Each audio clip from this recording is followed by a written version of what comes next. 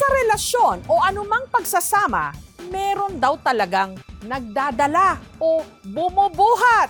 Pero ibahin nyo ang mga mister sa Albay Province na literal na binuhat, pinasan at kinarga ang kanilang mga misis sa isang karera. Yung mga mag-asawa na wala o kinakapos ng pangsaing sa Ginubatan Albay, ang palarong ito ang kanilang naging takbuhan.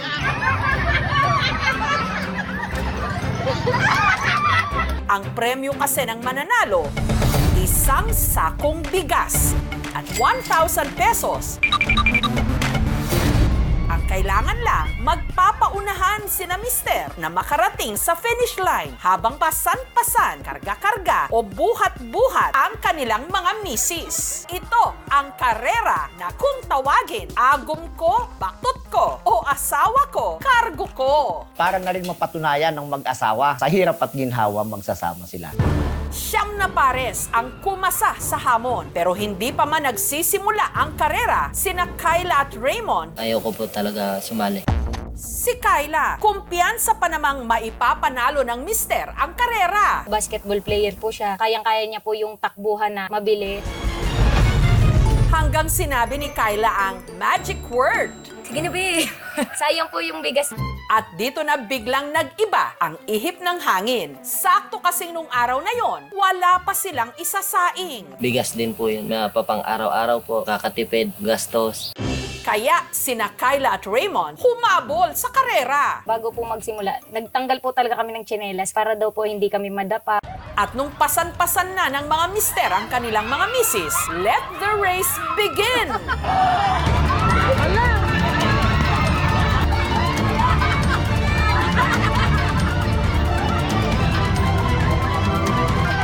Si Raymond, nagpakitang gilas agad. Hindi alintana ang bigat ni Kyla, lalo't wala raw ito sa iba pang mga pinasan niya sa kanilang pagsasama.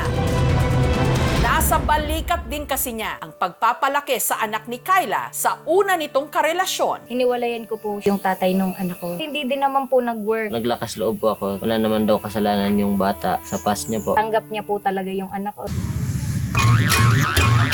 At sa tuwing pinanghihinaan ng loob ang mister, sa buhay man o sa karerang ito, si Kyla ang tumatayong cheerleader. Be, bilis na, be. May kasunod na tayo. Nakabuntot lang kasi kina Raymond at Kyla ang mag-asawang Rosalio at Melissa na kahit nagmumurang kamatis na, umo-OOTD pa. Kami lang po yung naka-sapatos po. Naka-ready po na ako. Si Rosalio, sanay rin daw talaga sa buhatan, batak sa taniman ng kamatis.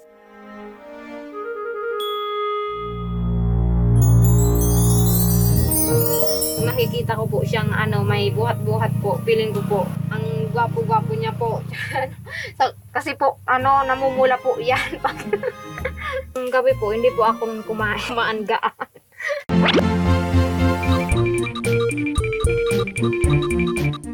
Baking karera, practice kami. Si Rosalio, focus na wag silang matumba o mahulog, lalo't minsan na raw silang na-fall sa isa't isa. May crush din po talaga ako sa kanya. Tapos ko din siya. Yung binigay po sa amin, sira na pong kamatis. Para sisinyawan. Pero nung nanligaw na si Rosalio, bumawi naman daw siya. Nadala ko ng gulay. Hindi na po ako nagpatumpik-tumpik pa. Sinagot ko na po siya.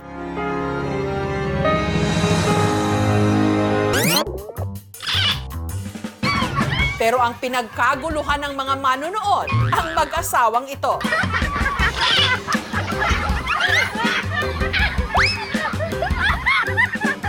Si Jonel naman kasi, ginawang sako ng bigas ang misis na si Edna, nakatiwari sa kanyang balikat. Sali tayo, kasi sayang naman yung premyo. Sabi niya, ang bigat-bigat mo.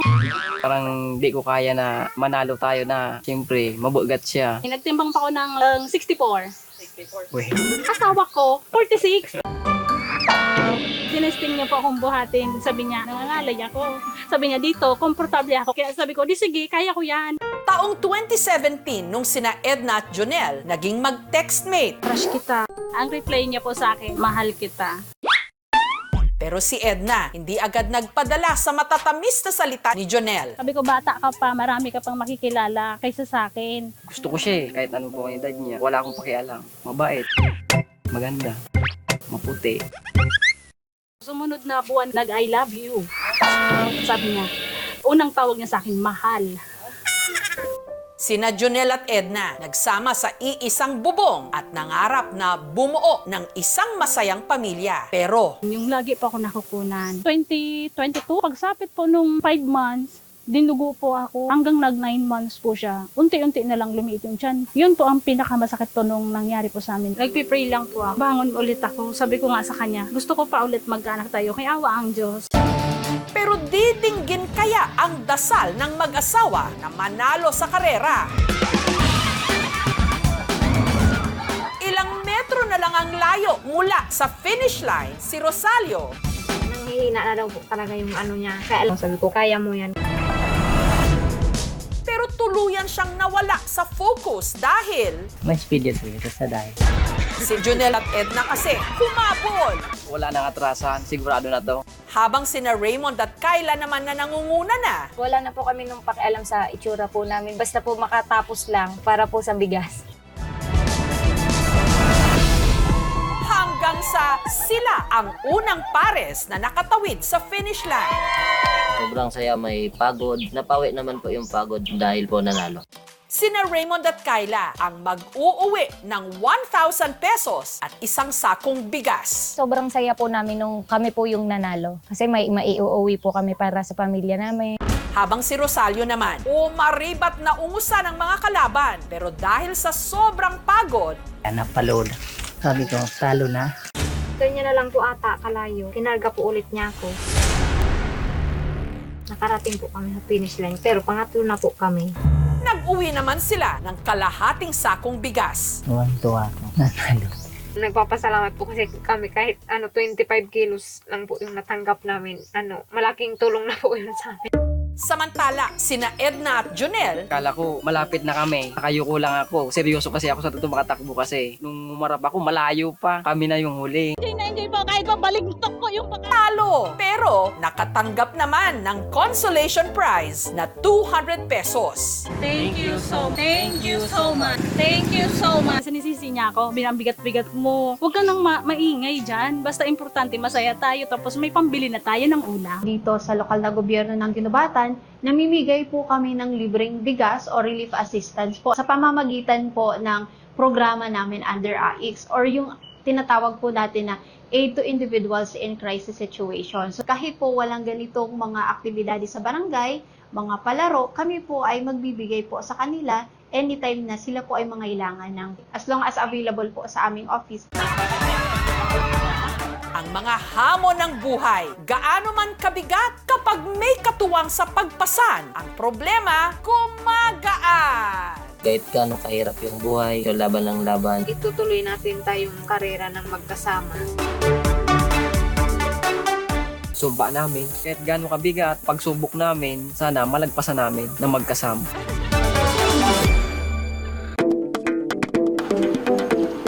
Sa silong ng bahay na ito sa La Trinidad sa Benguet, ang mga nakasampay, hindi mga damit, kundi mga napakaitim at napakatigas na pinatuyong balat ng kalabaw. Ang tawag nila rito, pagit. Si Dave, matagal na raw na gumagawa at nagbebenta ng smoked meat sa proseso na kung tawagin nilang mga kangkanae, kiniing. At ang balat ng mga kinatay na kalabaw, kanilang kiningin o pinapausukan upang ma-preserve at hindi masayang. Wala pang kuryente noon dito. Pag nakakatay sila, yan ang preservation ng karne. Yung balat ng kalabaw, pag pinausukan mo yan at nag-dry up yan, pwede mong i-preserve yan ng kahit ilang buwan, taon. Ang gamit nilang kahoy sa pagpapausok, madalas bayabas o hindi kaya yung tinatawag nilang alnus, klase ng puno na tumutubo sa malalamig na lugar. Ang sariwang balat ng kalabaw, kailangan 5 araw na nakasalang sa smoker. May kakaibang aroma dun sa balat ng kalabaw. Nung natuyo, sunod na tinanggal ang mga balahibo gamit ang blowtorch.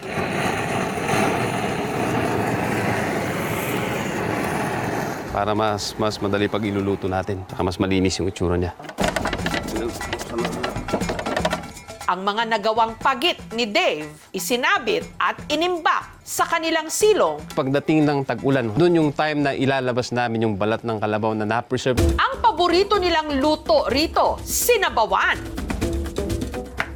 Yung balat ng maihahambing mo sa bakal. Kaya ang gamit niyang panghiwa rito, bench saw o yung panghiwa ng bakal.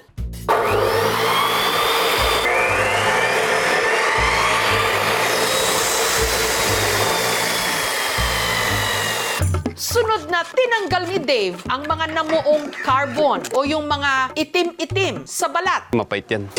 Para lumambot ang balat, isinalang sa pressure cooker. 1 hour 30 minutes or mahigit pa. Yun. Malambot na, malambot. Ang pinakuloang pagit, hiniwa sa mas maliliit na piraso. Kailangan natin lagyan ng mantika kasi didikit yung balat sa kutsilyo. Malagkit yung balat. Ganito lang. Perfect bite. Sunod na pinakuluan ang bawang at sibuyas, tinimplahan ng asin at paminta. At saka inihalo ang nilagang white beans. Ang sinabawang pagit, perfect daw kapares ng tapoy o yung fermented rice wine ng mga tiga-Cordillera. Ayan, nakakagat ko po siya. Para siyang jelly. Juicy po siya. Mas lalong lumabas yung kanyang lasa kaysa sa fresh na balat ng kalabaw. Ginagawa nating giveaway. Proud ako na gusto kong ipatikim sa kanila na meron tayong ganitong klase ng pagkain dito sa Cordillera. Mukhang hindi kaaya-ayang kainin pero pag natikman mo, talagang masarap naman talaga. Dito naman sa General Luna sa Quezon Province, ang saha o balat ng puno ng saging nakasanayan lang daw nilang pinapakain sa mga baboy. Pero nung hinagupit ng bagyong Aghon sina Michelle at maraming natumbang puno ng saging, Naghahanap ako ng mga pwedeng kakaibang iluto para hindi po masayang yung mga saha ng saging. Kaya po naisipan po natin gawing chips. ang saha chips ni Michelle parang chichirya raw na masustansya. Si Michelle nagputol ng puno ng saging. Tinanggal niya ang pinakalabas na bahagi nito at inalis ang balat ng puno. Dahan-dahan lang dapat po ang pagbabalat. At dahil madagta ang saha ng saging, Lagi po nating ibababad sa tubig. Pagkatapos nga po nating balatan ay ating pong apigaan. Tapos iwawagwag po natin ng kaunting ganito para po bumalik uli sa kanyang itsura. sunod niya itong hinaluan ng harina, tinimplahan ng pampalasa at saka iprinito. Pag siya'y luto na, siya po ay nagiging golden brown. Ang saha chips, masarap daw budbura ng cheese powder, isawsaw sa mayonnaise o ketchup o hindi kaya ipulutan sa lambanog. Parang crackers, malutong. Masarap. Hindi mo siya mapapagkamalang gawa sa sahan ng saging. Ito naman ang comfort food ng mga Bisaya, ang mainit-init nitong sabaw na may balat ng baka.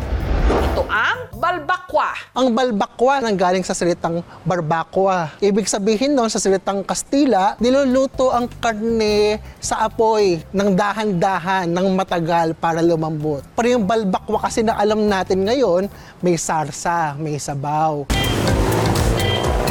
Sa kainang ito sa City of Naga sa Cebu, ang nagpapasarap daw sa sabaw ng kanilang balbakwa, hindi lang ang pinakuluang laman ng baka, pati na ang balat nito na siyang nagpapalapot sa sabaw. Maaga pa lang, abala na ang mga tauhan ni Yancy sa paglinis ng mahigit 100 kilos ng baka. Pinakuluan nila ito sa isang malaking kalderong may luya at asin para matanggal ang anggo at lansa. Ang haba ng pagpapakulo, nakadepende raw sa edad ng baka. 1 oras kung bata, 2 hanggang 5 oras kung matanda. Kung babae naman daw ang baka, maaaring umabot ng 3 hanggang 5 araw. Yung babae po kasi na baka, matagal talagang palambutin kasi ilang beses nang nanganak. Ang Ang mga iginisang sahog, inihalo sa pinalambot na karne at balat ng baka. Kada serving ng balbakwa mula 75 to 130 pesos. Mura siyag jelly. Sticky kay babat, madugay sa sige nimong kaon, lami jud kaayo niya. Ngayon, kumikita na sila ng 20 to 25,000 pesos kada araw pag weekdays at halos doble tuwing weekend. Dahil sa kanilang balbakwa, nakapagpundar sila ng sasakyan, nakapagpa-renovate ng bahay at nabigyan ng trabaho ang kanilang mga kababayan. Meron na po kaming pangalawang branch at ito ay nasa Cebu City. Plano pa po naming magbukas pa ng ibang branch. Ang balat ng baka ay nagtataglay ng protina. Hanggat maaari, huwag lalampas sa 70 grams ang pagkonsumo ng cooked red meat sa isang araw. At isa na nga ron ay ang balat ng baka. Pagdating naman sa saha ng saging, maaari itong mag-cause ng pagkasakit ng tiyan, bloating o kabag at constipation, lalo na sa mga taong hindi sanay kumain ng pagkain na mataas sa fiber. Talaga namang ang pagkain nating mga Pinoy, nanunuot ang sarap mula laman hanggang balat. Ito ang pinakamasarap na mga balat sa balat ng lupa. Thank you for watching, mga kapuso. Kung nagustuhan niyo po ang videong ito, subscribe na sa GMA Public Affairs YouTube channel. And don't forget to hit the bell button for our latest updates.